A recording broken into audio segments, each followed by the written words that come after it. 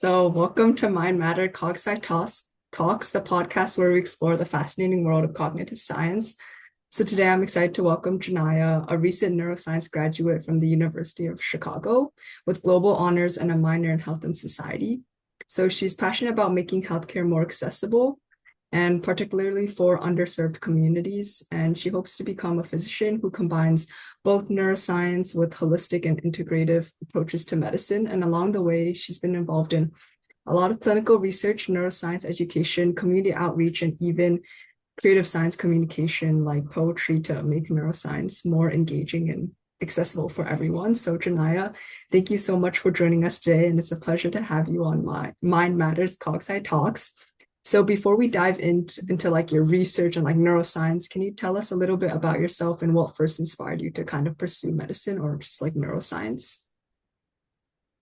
Yeah, thank you, Sophie. That was a great introduction. I have no notes. That was very thorough and I appreciate it. So yeah, I am exactly everything you said, and some things that drew me to neuroscience is honestly just my personal experience with dreaming and wondering about the brain. It's such a mysterious organ, and no one really knows as much about it as we know about like the heart or other organs of the body. So that was definitely like very attractive for me. And at the time, about 4 years ago, applying to colleges, it was a fairly new major. So that was really exciting in the field of STEM compared to maybe something like biology or other STEM fields. So I definitely wanted to just take a risk and dive into something that I could potentially explore more about, which is what I was able to do throughout my 4 years in college. So And then you said medicine, right? Or is that something else? medicine too. Yeah, no, my bad. Yeah, so I was inspired to pursue medicine throughout a variety of experiences. I would boil it down to my familial experiences, personal experience, and then just things that I learned in college. So I witnessed a lot of my family growing up having different health challenges and watching them navigate that, especially as like people coming from a low income background. So that was something that really made me just take a look at medicine and what it means to me. And personally, I haven't had as much experience with the healthcare system beyond like routine visits or at school events, just because it wasn't that accessible to me. I do come from a single parent household, so that was something that was kind of reserved for like emergencies. And then I was interested in medicine throughout my experiences in school and experiences in life, particularly college. I had to decide not only a major, but if I wanted to be pre-med. And I kind of just decided to do pre-med. I had inklings of becoming a doctor or getting into the medical field, but I wasn't quite sure if it was for me. And honestly, that first, semester was challenging with pre-med, and I did question myself a few times, but I'm glad that I stuck with it because it encouraged me to do clinical experiences, try out research, and see if the medical field is for me. Yeah, hopefully Yeah, that that answers it a sounds bit really better. cool. Yeah, that's good. So I'm assuming you applied neuroscience when you applied for college, right? Yes. Okay, yeah. So did you kind of like decide that you wanted to do neuroscience like in high school, or was it like something you wanted to like try out and like explore more in college? So like if it was something that you wanted to do since like I don't know, like ninth grade, you're like, oh my gosh, I want to do neuroscience. Like was there like AP psychology or like a class or a project that you worked on that kind of made you realize like you really wanted to look more into this major?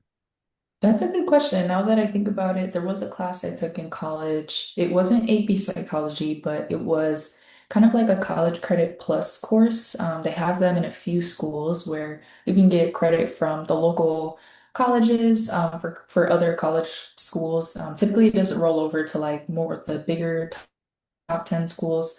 But I did take a psychology course through that, and it was very interesting to learn. We didn't get into like, the heavy neurobiology and all of that, but it definitely sparked my interest in like cognition and just the inner workings of the brain. But I would say I kind of chose it out of like mystery. It wasn't something that I knew a lot about, and I think that's what like drew me to it. Yeah. I feel like maybe like a couple years ago it was like such a new topic, but now it's so common. Like neuroscience, everyone, Yeah, it's like, oh my everyone was gosh, majoring I in want to, it. yeah, everyone wants to do neuroscience because I feel like it's so important and so relevant nowadays. So yeah. So I Definitely. guess like as you started studying neuroscience, was there something you learned about the brain that kind of completely changed how you see yourself or like other people or just like the world in general? Definitely. This might be cliche, but neuroplasticity. So, the ability for the brain to kind of change over time and mold itself. I think a lot of people have the impression that the brain is just what it is and your thoughts are fixed or the way that you do things are fixed. But a lot of studies have shown that through neuroplasticity, like the creation of new neuronal connections, you can find new ways of thinking, new ways of being, new behaviors, new habits. And it's just very encouraging because it taught me that me and other people don't have to be fixed. They don't have to be what I think they are.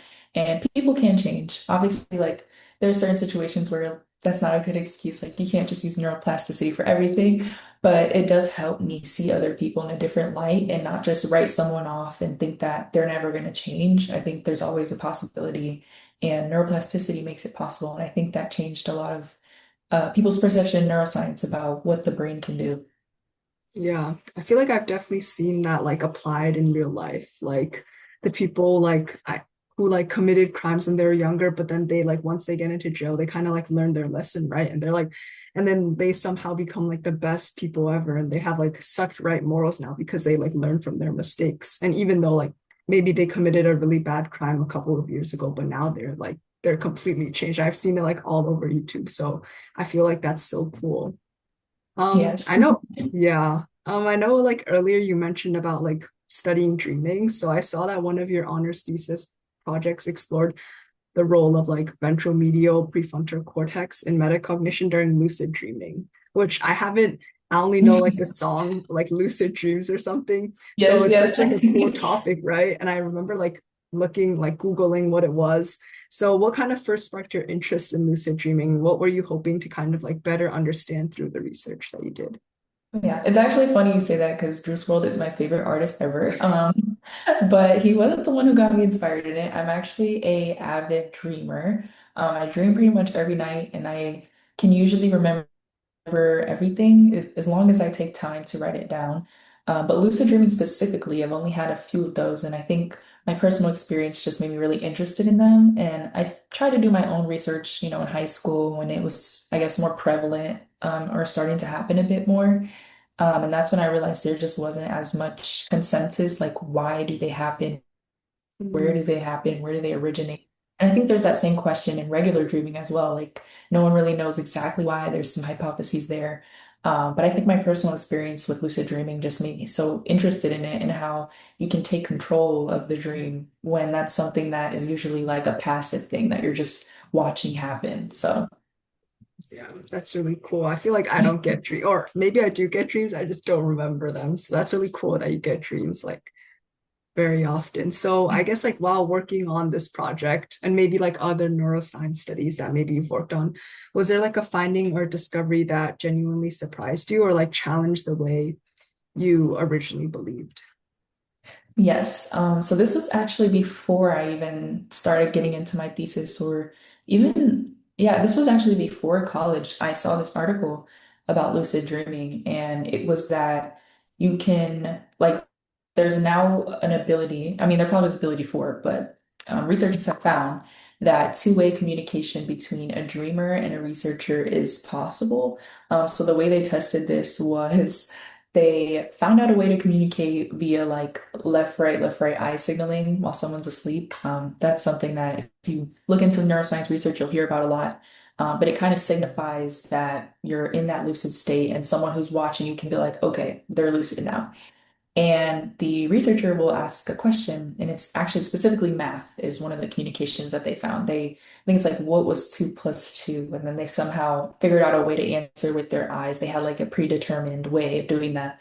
So that was pretty shocking. That really changed the way I thought about not only our abilities during dreaming, but just our brain in general and like how much we're actually processing at a given time in different states of consciousness. So that was pretty crazy. Now, I'm not sure if a lot of people had heard that. Like, I'm sure I saw it because I was interested in neuroscience, but I don't think the general public knows that that's something that has been achieved. And it's definitely been achieved more after that 2021 article that I had read. So, That's really cool. I didn't know about that. Like doing math while like sleeping yeah. with like patterns. Yeah, that's pretty cool.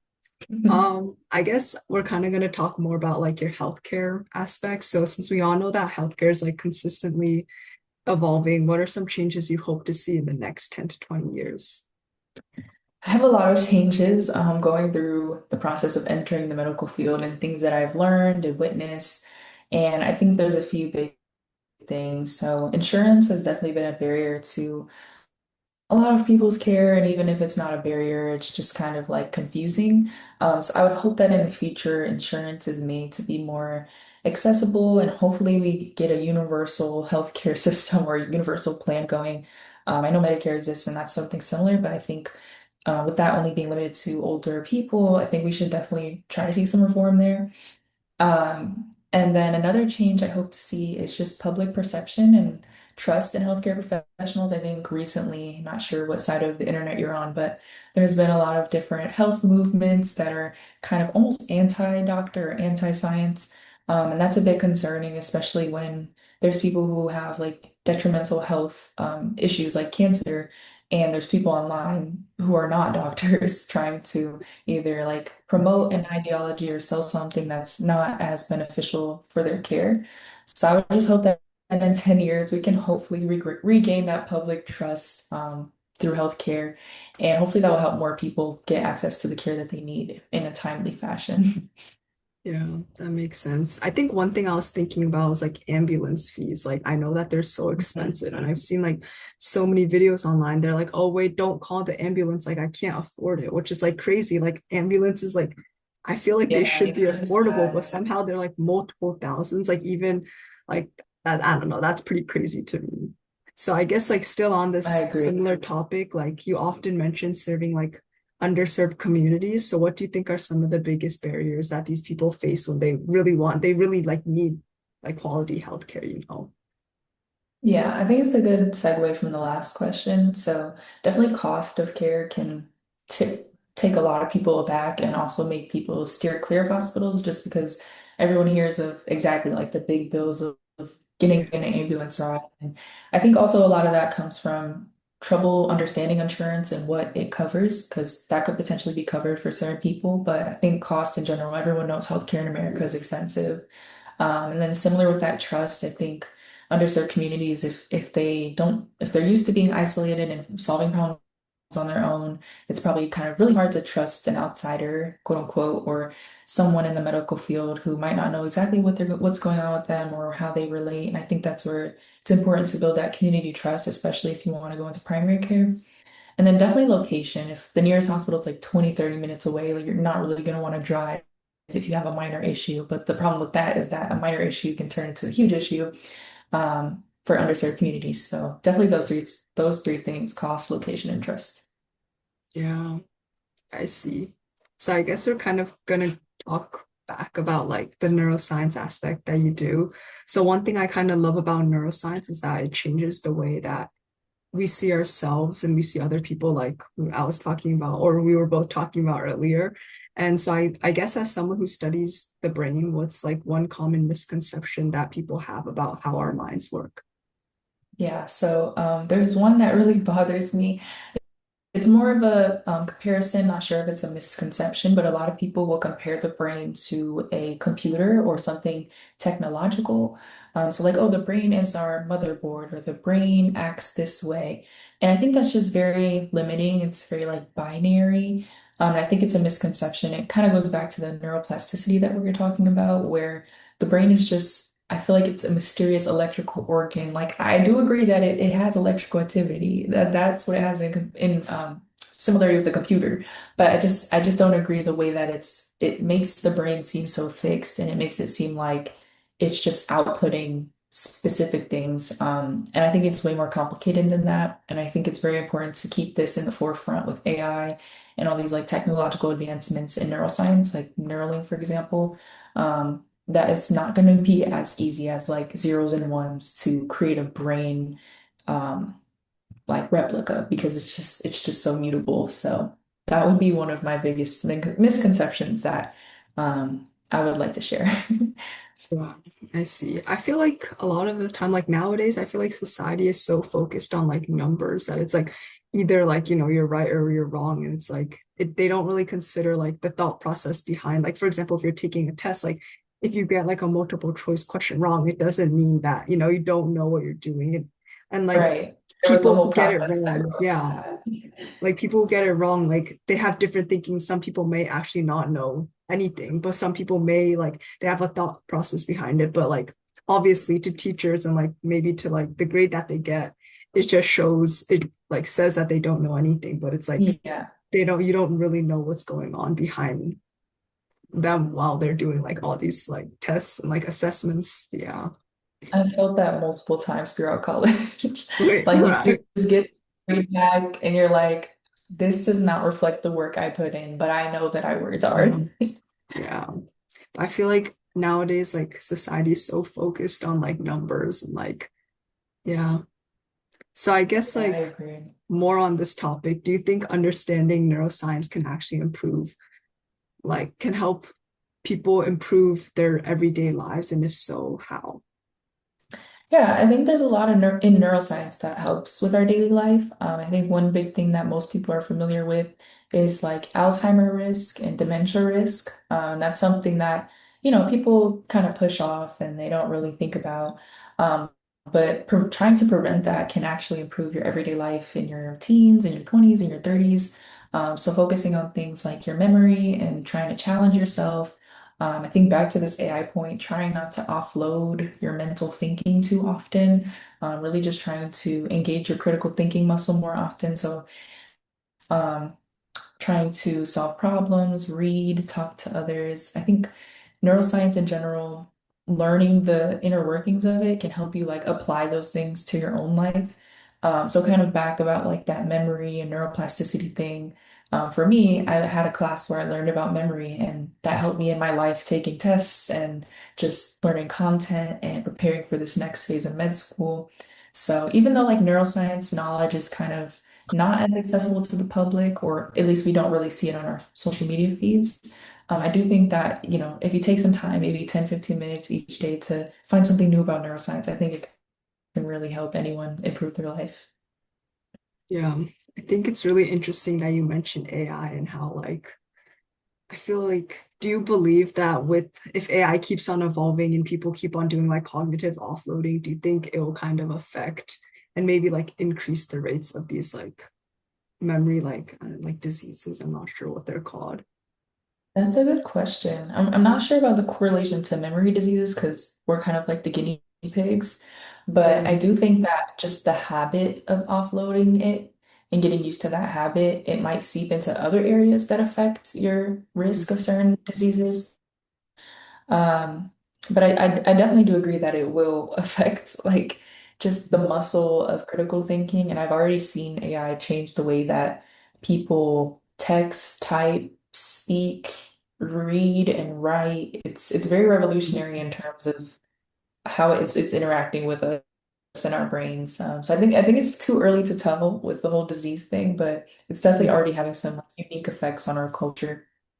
I've seen like on the news, like it's like elementary school or like middle school, like they're reading and writing like standardized testing, like their scores have Hmm. gone down. I think that's Yeah, really concerning, but I'm yeah, not for sure. sure. Like, I don't think the education world or like the administrators are doing much. Like, I think some schools actually like promote AI. Like, I know some, this like one place I work at, it's like they want you to use AI to help you, but there's also like helping you versus like replacing your thinking, which I think is Right. like Hindering really you. important to kind of like differentiate the Yeah, two. Yeah. So I guess for sure. yeah. So I guess like imagine we're having this conversation like 10 years from now or however long into the future. What would kind of like success look like to you? Yeah, I think putting a time on it is very interesting because I, at least for now, know what the next 6 years of my life will be like. Because I got into a 3-year medical school program that is accompanied with a 3-year family medicine residency. So I know for at least the next 6 years, I'll be working towards my medical education. But 10 years from now will be me as a doctor, a few years out of practice. I will hopefully be in the pursuit of peace, knowledge, and fulfillment. Those are things that would signify success to me, especially because medicine is such a burnout prone field. So it's very easy to lose your sense of fulfillment and joy sometimes. So I truly want to prioritize peace and knowledge and just being fulfilled in what I'm doing. I mean, knowledge is pretty easy. It will come with the job and just learning every day. But I think peace and fulfillment might be a little harder to find if I'm not intentional about it. For example, like a visit with a patient, like it might burn you out just because you're tired. But if you take the time to like, just breathe, cultivate a second of peace, then you can find like fulfillment in that conversation and know that you're truly helping someone in that moment, better their health. So those are going to be things that I'll be working on in the present day. That way, 10 years from now, I can say that those are things that have made me successful. Yeah, that's really interesting. I actually love that answer. How it's not just like, oh, I really want to be successful and earn money, but you also want to like focus on yourself and make sure that like you kind of love what you do. I think that's so important. So I guess Yeah. like one final question is like, I guess for high schoolers or maybe like college students who are kind of like navigating the what they want to major in, like what is one advice that you have, or like what is something that you wish you knew before, or like maybe if they're interested in studying med, like what is something that you would like tell them? Yeah, I would say when I was that age, I spent a lot of time looking up majors plus their expected salary or certain Yeah. jobs that you can give with that major. And I think for that, especially in this era, that can be like just a bit harmful. 'Cause, I mean, right now, where inflation's high, life is seeming very expensive, and the cost of college is almost seeming Yeah. not worth it to some people. So if you are in that position where you're able to go to college, luckily I was because I did get a scholarship. I would say try to pick something that you're actually interested in, and you can always change it from there. I don't really know a single school that makes you commit to that major all 4 years when you're there, but I would say trying to be unique with what interests you. Like for me, it was literally dreaming, and that's like something that's so random. And some people might write that off and be like, no, I need to go into economics and get a job and all that. But I think it can lead you to some interesting places because honestly, when I chose neuroscience, I truly wasn't thinking like, yeah, I'm gonna do this and then become a neurosurgeon or neurologist or whatever. It was just kind of what I was interested in. And I think I'm kind of a person where like kind of like you said, like if I'm peaceful and I'm okay, then success will flow from there. And that's not everyone's story. I think for those who are concerned about finances and concerned about picking a major that will lead to a fulfilling life and like stability and success, I think just look at things that are tangible to you. So if you do want to do something that's more analytical, make sure you're working hard in math and science. And also, one good piece of advice, you don't have to do this in high school because it's kind of a lot, but working on your skills. I think college teaches you a lot about how to do tests and how to talk and all these important, softer skills. But I think it's good to get into things that you can actually use if maybe you don't want to go into academics of your degree. So, for example, I'm really interested in marketing. I do a lot of like social media things on the side, and that's a skill that I know I can always fall back on in pretty much any field. And there's a lot of skills like that, like maybe coding or drawing, artistry. There's plenty of things that you can build your skills up in school while not studying it directly. So I would say don't limit yourself to just your major. There's always experiences and things that you can do to make you happy in college and choose a school and choose a life that is exciting for you. Mhm.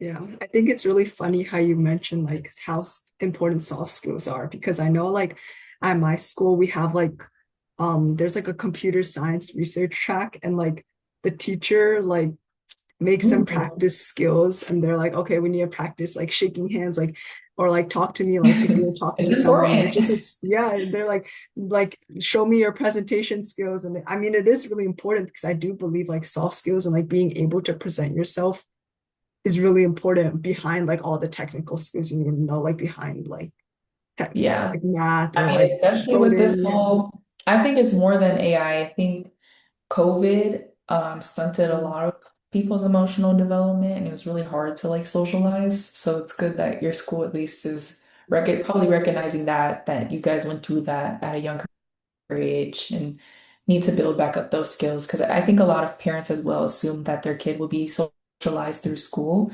But if everybody's on their phones and if everybody's kind of isolated, then it's kind of hard to build that connection and shake someone's hand, for example, like you Yeah. said. So I definitely agree. Yeah, I feel like for me, or especially like people my age, or maybe like plus or minus 5 years, like because COVID happened, it started when I was in like fifth grade, right? Or like Wow. if you're like in your developmental phase. And I feel like Yeah. coming out of COVID, like I was such an introvert because I didn't know how to interact with other people. And I was just scared of like, because like the only Yeah. people I talked to was like my family, like my really close friends and my sister. So yeah, I think soft skills are definitely like so important nowadays. Yeah, Yeah. that was a tough time for a lot of people. Fifth grade is Yeah. crazy. Yeah. So yeah, I guess that kind of brings us to the end of today's episode of Mind Matter Cogsci Talk. So Janaya, thank you so much for joining me today and sharing your journey and your passion for neuroscience and your vision for the future of healthcare.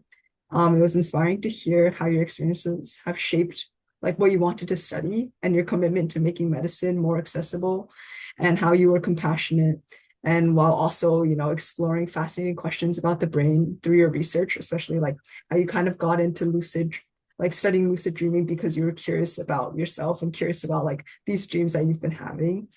So I really especially appreciated hearing your perspective on how neuroscience can help us better understand ourselves and the world and improve the way we kind of care for ourselves and the world too. So thank you again for taking the time to be here today. And thank you to everyone who's listening.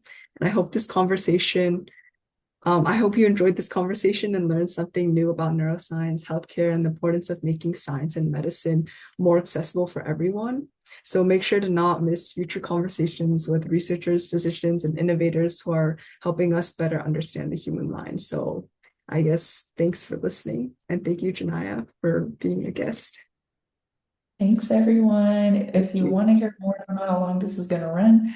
I will be at White Coat Janaya on all socials. So I'll hopefully be sharing more tips for those interested in medicine, and interested in pre-med, anything. I'll be sharing my story and my journey to medicine. So Yep. Thank you.